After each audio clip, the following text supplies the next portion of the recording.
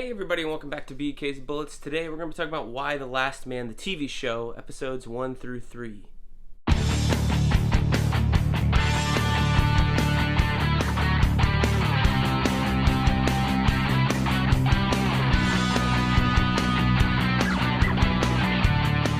Hey everybody, and welcome back to BK's Bullets. As always, I'm your host, Brent, and today we're going to be talking about Y the Last Man on FX, on Hulu, episodes 1 through 3. But before we do that, let me ask you to please do one thing. Please subscribe. Helps me out, helps the channel grow, lets you know when I drop new videos, all that good stuff. Smash that like button.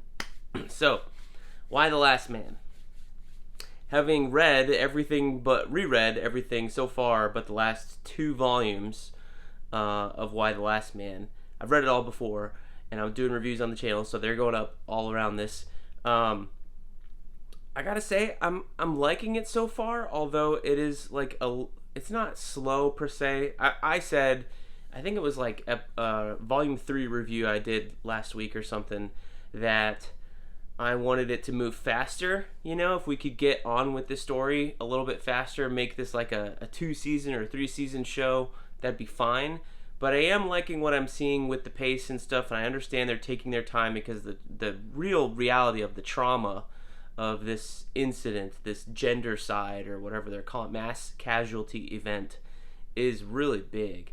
And that was something that was never really like brought across in the comics, how horrible it would be.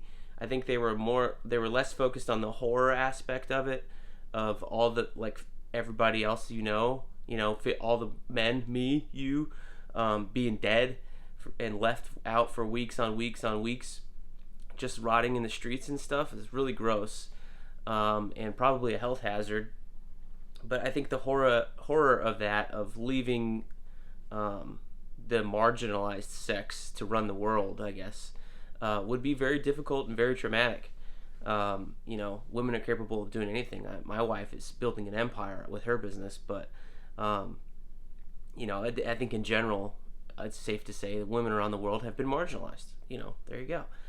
So I think the horror of that reality hadn't been really focused on in the book because it was so much about our trio of Yorick, 355, and Dr. Mann, who we haven't met in the show yet, which I thought was a little weird. But I guess episode 4 is her episode. She's going to show up there. So I'm interested to meet her. But I got to say, the girl they picked, and I have not looked at anybody's name, so I'm sorry if I only know Diane Lane's name. She's the only actor of note that I know.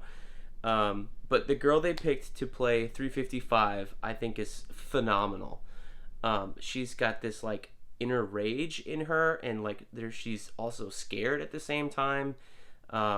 She's very like unsure of herself, and she's so desperate for approval or mission because that's all she's known, that she quickly jumps onto this mission of Yorick. Like, I'll take him there. Trust me. Like, she is lost in a world where all of her superiors apparently were men, and she doesn't know what to do anymore, much less they're a secret organization that apparently no one knew about, the Culper Ring, which they didn't really go into the show and explain what it is. So in the book, they explain it a little bit. So George Washington, back in the day, 1776, 74, whatever, had a secret spy ring called the Culper Ring, and those are his spies. And I guess there were men and women all in this ring, and they were helping him fight the war, and the Revolutionary War here in the States. So we don't know if it still exists. We just know that it existed back then. Brad Meltzer has a couple of books about the Culper Ring, in terms of like their fiction, but they're the exploration of what if it still existed today. I really like those books. I recommend them to you if you're interested in that topic. But Y the Last Man, the comic book series, doesn't really delve into that structure, that organization, the way that like Brad Meltzer's thing does. Imagine it and draw upon the real history too. So I think the girl playing 355 is really, really good. I thought it was a little weird that they're not introducing the amulet, but maybe they're going to make the Amulet of Helene maybe like a season 2 thing, or maybe it's later in season 1. We don't know. But we met 355 in a different way that did show you that she was definitely a badass. My wife gasped. We were watching it up here when the house blew up in episode 1. She was like, like, oh my gosh, you just escaped him. I was like, no. She killed those motherfuckers. Like, she's badass. And then at the end of episode 3, when the helicopter crashed, and 355 is like, we keep going. Man, that was a moment right there. Um, you know, Diane Lane I think is really good here. She's doing her Diane Lane thing. I think making York's mom the president as opposed to just like a secretary in the government is probably a smart move for television. You know, kind of reduce the characters and just focus on the drama. The drama of what if your mom was the president is greater than what if your mom was someone high up in government, you know. And the conspiracy angle with the pilots I really liked of, well, why is it the president's son that's the only man alive, etc., etc. Why is he saved? I thought that was really cool, really smart. So I do like that. Um, the other Yorick I think is okay so far. He's a lot less charming and a little bit of like snivelly, but I think in the books I want to say he gets more charming. Like, I mean, he's kind of an annoying character to begin with because he's always whining, he's always complaining, he's not really capable of doing anything. So we are seeing that in the show, but I think you just get to like him a little bit faster in the books because we move forward with our characters so quickly. Whereas here we're kind of stuck in the middle of like issue 2 or 3 in that first volume.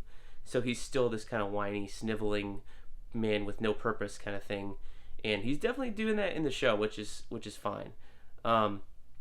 Ampersand, we got to talk about Ampersand. I think it's a mistake to have a CGI monkey. Just me. There's no, I mean, yeah, you can do certain things, but you can definitely tell that it's a CG budget CGI monkey who does look good, but he doesn't fool you. You know, we're not talking about Planet of the Apes or anything like that in terms of quality, but they just use him so sparingly. So often he's stuck in the cage that I'm interested to see how often they use the trope of him getting out of the cage the way that it is in the book. Like, Ampersand's never in that freaking cage after episode 4. They just kind of abandon it altogether. So I think the cage is going to stick around, and that's going to be this time saver, the money saver to Ampersand doing anything. You're just going to hear him in the cage because they're going to walk him around in that the entire time. So that is kind of a bummer. He is, you know, one of the lighter-hearted part of the Y the Last Man books. Even though it is a bit lighthearted in general, I think it's still dealing with some serious stuff, but I think the overall tone of it is kind of a lighthearted adventure, whereas this TV series, that is not the case at all. It's a lot darker, I think, than the books were. And I think that's okay. For a TV drama, I think you want that level of suspense, of drama, of, oh, I got to come back next week. You know, they're trying to not ape the Handmaid's Tale tone, but all FX shows kind of have this same tone anyway. The Strain certainly had that tone. I think that's a great show. You should go check that out. It's about vampires from the mind of Guillermo del Toro. So if you liked Blade 2 with the big jaw vampire thing, you'll like The Strain. But that was also on FX. And I think this has a similar tone. So I think their overall tone for these FX drama shows is probably the same. You know, it's either a drama or a comedy. So I think it's fine.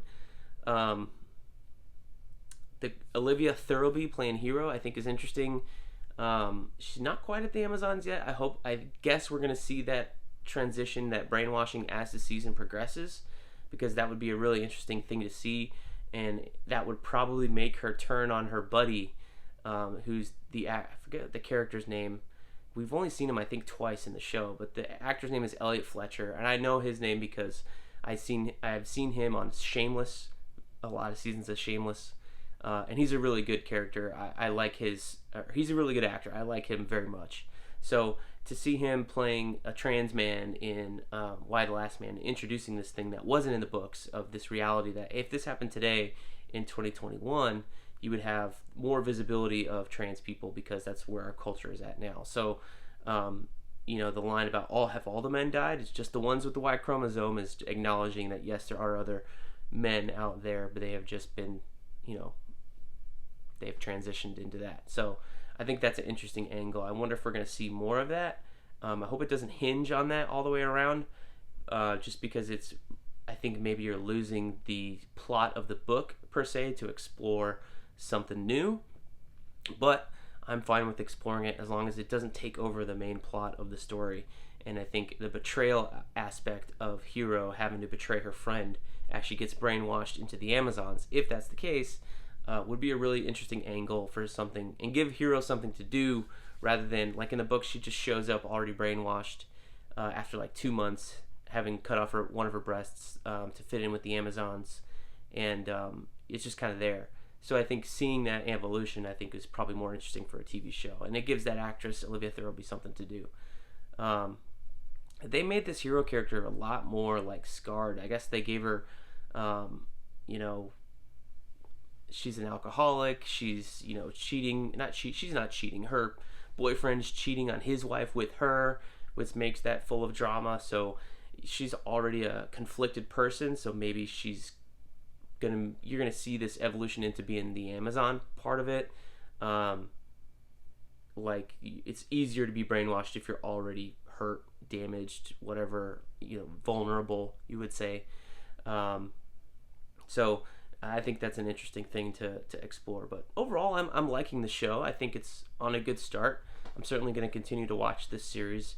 I know other people out there have been like ragging on it or whatever, but I think it's fine. I like it. It's good. It's not fantastic. It's not appointment viewing.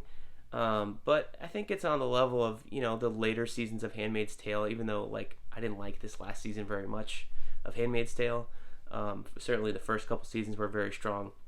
But I think it's on that same level. Like, you can watch it. You're going to get a good time out of it.